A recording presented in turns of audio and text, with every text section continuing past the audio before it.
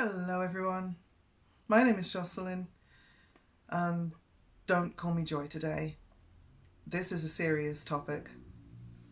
At the end of a video I saw by The Click, there was a post by someone called Erin Reed, who, after doing a little bit of research, is a journalist, and you can find their work on erinninthemorning.com. I very much recommend doing this, especially if you are an American or live within the United States.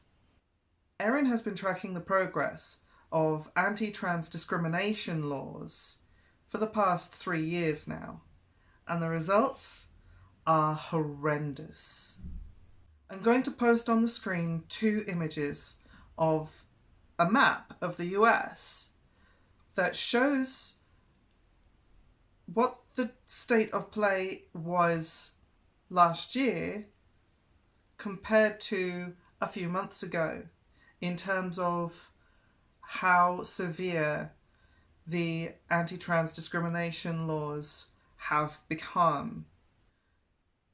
You'll see in the image that the bright blue is safe, the pale blue is safe for now, the orange is things could get bad, and the red is things are bad. In the second image, you can see that a brand new category had to be made just for Florida. And this is the do not travel zone.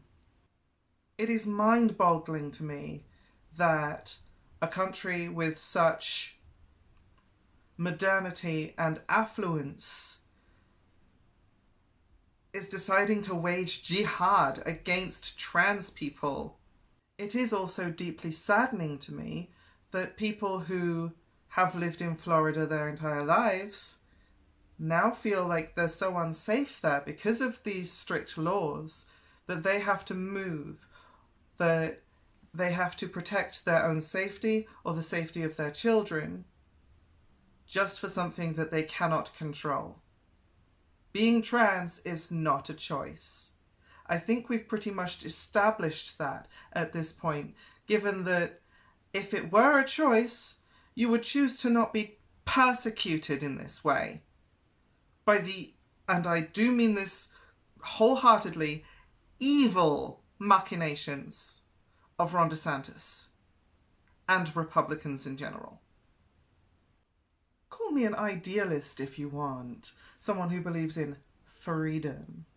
But I believe that people should be allowed to choose where they live, not be forced out of their homes. I believe that people should remain where they are if they so choose. And I believe that governments forcing people out of their homes is criminal, whether they be Floridians or Gazans. Yes, given the timing of this video, it is also about that. So I am going to make my position very clear just once, because I do not have the spoons to do a complete deep dive into what is going on in the Middle East currently.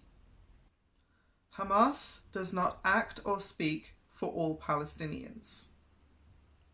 Hamas does not act or speak for all Gazans. This much should be obvious. Likewise, Netanyahu and the Israeli leadership in general and the Israeli militant forces are not representative of all Israeli citizens and are not representative of all Jews. And the mainstream media portraying and or pretending anything otherwise is also wrong. Morally, disgustingly evil. And Western political forces meddling in the Middle East's affairs, as they have been for the past 70 years or so now, since Israel was established after the Second World War, are just as complicit as the Israeli government are now. Israeli forces encroaching on Palestinian territory for decades now is what's caused this explosive situation. Israeli government is reaping what it has sown. I absolutely wholeheartedly believe that. Without treating Palestinians so awfully, so horribly, taking over their territory, ghettoizing them, there would be no need, no motivation for a terrorist organization to form. There would be no justification in anyone's minds for such an act. And let me just be clear, I do not think that Hamas is justified, but I also do not think that the Israeli forces in charge are justified either. I'm halfway through making a video that's a little bit more in-depth, more my usual style, so look out for that in the future. But for now, take care of yourselves, if and however you can.